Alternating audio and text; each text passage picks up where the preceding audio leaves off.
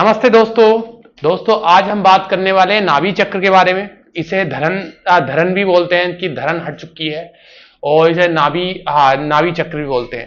दोस्तों नाभि हट जाना, नाभि डिस्टर्ब हो जाना और ये जो पूरा प्रोसेस होता है तो ये हमारे डाइजेस्ट सिस्टम पे असर पड़ता है।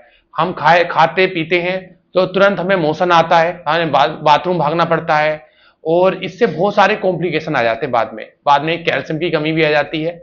और हाँ, तो इससे हम कितना भी कुछ खा लें, इसमें गोंद के लड्डू खा लें, अंजीर के लड्डू खा लें, कुछ भी खा लें तो इसमें डिस्टर्ब हो जाता है। कुछ भी खाया पिया बिल्कुल नहीं पचता। तो नाभि जैसे हट जाती है तो हमें पता कैसे चलता है? एक तो पहला इसमें पहचान ऐसी है, जब हम कुछ खाते हैं पहला हमारा जी मिसलाता रहता है। दूसरी बात, कुछ खाने के बाद एकदम से पेट में गोला बन जाता है, अफारा लग जाता है। तो ये इसकी पहचान होती है। और दूसरी, हमें जो मैं बताने वाला हूं नाभि को, आप इधर की करिए। ये नाभि है, दो हम उंगली को इसमें नाभि में रखेंगे तो इसमें जो धड़कन को महसूस करेंगे। अगर नाभि अच्छी तरीके धड़क रही है तो नाभि नहीं हटी हुई है, और नाभि में बिल्कुल कोई कंपन नहीं है, कुछ धड़कन नहीं है, कुछ नहीं है, तो यानी नाभि हटी हुई है। तो नाभि यहां पे ही जा सकते, अगर आप यहां देख सकते हैं तो नाभि यहां पे भी जा सकती है, यहां पे भी जा सकती है। और अगर यहां धड़क रही है तो नाभि यानी यहां पहुंच चुकी है। तो यहां पर एक इस वाले एरिया पे एक वायु गोला बन जाता है और पेट यहां पर इतना चढ़ा चढ़ा हो जाता है, बहुत ज्यादा।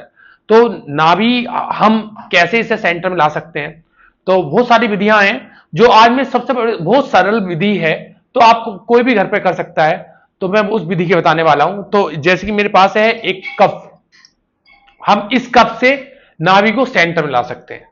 अब बहुत से एक लोटे की वाली थेरेपी भी आती है, वो थोड़ा उससे डरते हैं। एक दीपक लेते हैं और दीपक को ऊपर से रखते हैं, लोटा रखते हैं, तो उससे थोड़ा डर लगता है, नहीं कहीं तेल इधर उधर नहीं हो जाए, ना कुछ जलने उलने की प्रोसेस रहती है, मगर उससे जलते नहीं है ऐसे बताऊं तो, क्योंकि वो जैसे जब हम रखते हैं तो तुरंत वो बुझ जाता है, दीपक बुझ जाता है। तो इसमें दीपक ऊपक का कोई प्रोसेस नहीं है, सिंपल सा प्रोसेस है।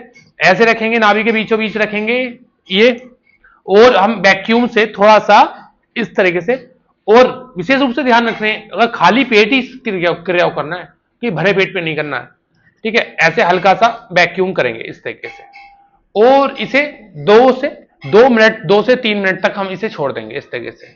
अब ये हमारा देखो ऊपर तक वैक्यूम हो चुका है, और इससे अगर नाभि यहां खिसकी है या यहां खिसकी है, यहां खिसकी है, यहां खिसकी है, नाभि तुरंत सेंटर में आ जाएगी इस तरीके से। वो सिंपल प्रोसेस है इसका। आजकल मार्केट में बहुत अवेलेबल मिल जाता है, बहुत आसान चीज है। अमेजोन से ले सकते हो, फ्लिपकार्ट से ले सकते हो आप। तो इस तरीके से हम इसे हटा सकते हैं, क्योंकि 2 मिनट तक है, 2 मिनट आप हटा लेंगे इस तरीके से हम वैक्यूम इसका निकल जाता है। अब इस तरीके से हम ऐसे पेट पे हम मसाज करते हैं, और आप तेल से ऑयल से मसाज कर सकते हैं, ना तो इस तरीके से मसाज कर सकते हैं। तो इस तरीके से हम मसाज करेंगे, और नाभि हमारी जितनी इधर इधर खिसकी हुई है, नाभि चक्र डिस्टर्ब है, वो नाभि हमारे बीच में आ जाती है। और मुख्य बात है हमारी ये रही। अब हो सके जिनकी नाभि खिसकी हुई है वो तेल मसाज से इस तरीके से या इस तरीके से नाभि को सेंटर में ला तो देते हैं, वो फिर 10 दिन बाद 5 दिन बाद नाभि हट जाती है। तो ये बहुत विशेष मुद्दा है।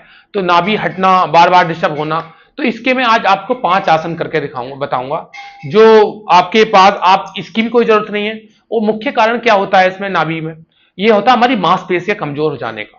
और हमारी मांसपेशियां कमजोर हो जाती है, जैसे कि हमारे घुटने में मांसपेशियां कमजोर हो जाती है तो घुटने का दर्द आता है, कमर में मांसपेशियां कमजोर आती है, कमर दर्द आता है।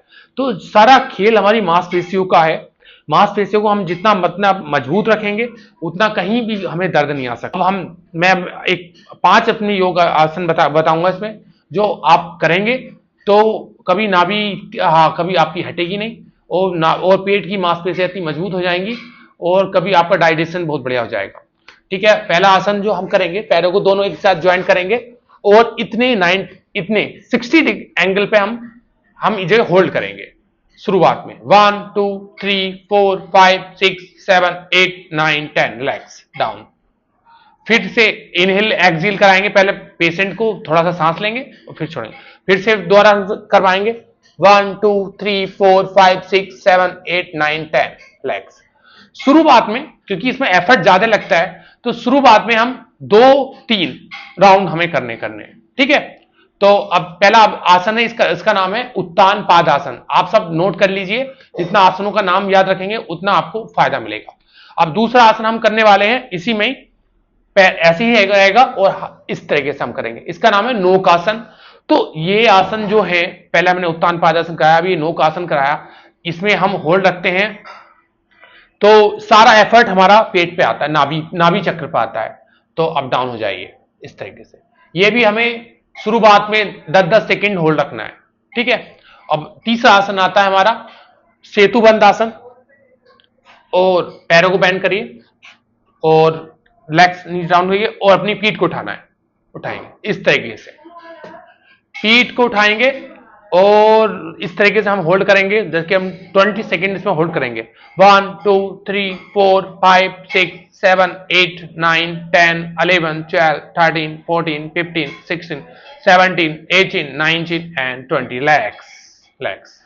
अब ये हमारे 3 आसन कंप्लीट हो चुके हैं, ठीक है। अब चौथा आसन जो है हमारा, पैर को सीधा करेंगे, इसका नाम है अर्ध पवन मुक्त आसन। इस तरीके से दोनों हाथों से कैरी करेंगे इस तरीके से, और कोशिश करेंगे अपने नोज को टच करने की हल्का सा, जहां तक आप जा पा रहे हैं। अगर दर्द आ रहा है तो तुरंत उस आसन को तुरंत अवॉइड करें। इसमें हमें 20 टाइम्स होल्ड करना है। 1 2 3 4 5 6 7 8 9 10 11 12 13 14 15 16 17 18 19 एंड 20 चेंज। अब सेम पोजिशन हम दूसरे पैर से करना है, करो 1 2 3 4 5 6 7 8 9 10 11 12 13 14 15 16 17 18 19 एंड 20। अगर आपकी कमर में दर्द है, रिलैक्स जाइए। अगर आपकी कमर में दर्द है तो अपने सिर को नहीं उठाना है, ठीक है।